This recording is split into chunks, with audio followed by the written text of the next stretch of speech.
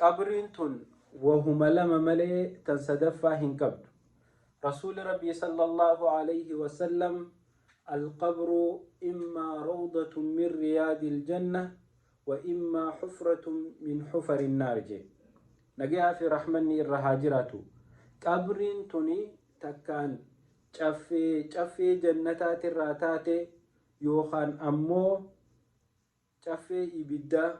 بول إبدا تنمني اتقوبتو من جنكيتي في من هرار لمن كان خيسا تكماجي أبلي سخي أبليتيتي قبرين تينا شفي جنة الراتات مفتهو تيسمو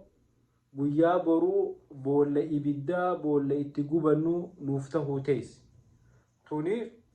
waan ati asirratti dalagatte rahmata rabbii ka itti sii dabalameetu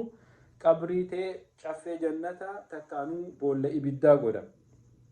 dalagaan gaariin ati addunyaa tanarratti dalagattee dabarsite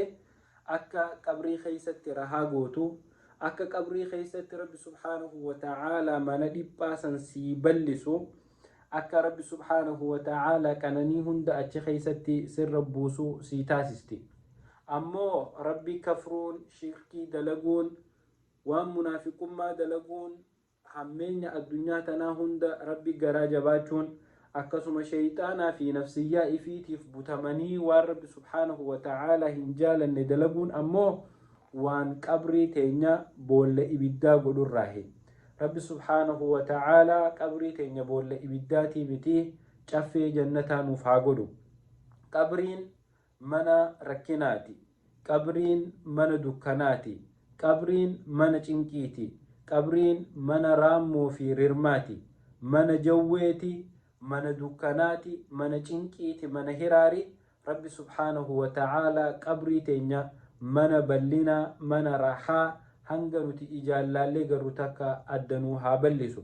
tanaaf akka rabbi subhaanahu wa ta'aalaa achitti si milkeessu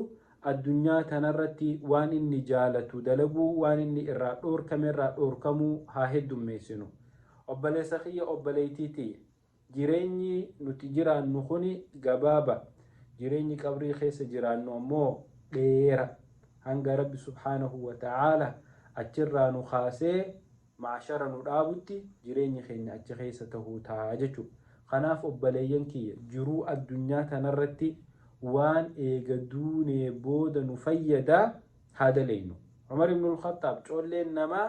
نما الدنيا تنرتي وان بروف إسا فيدو دلغتي دبرسي تنافو تقول لي هاتانو وان قبريتي نخيسة نبو هارسا وان قبريتي نخيسة نميديسا وان قبريتي نخيسة رحمة نوغودا وصول بنجرو هذا لينو ربنا جيانو هاجرا تشسو ورق قبري في خيستي جمدوس ربنا هاتاسسو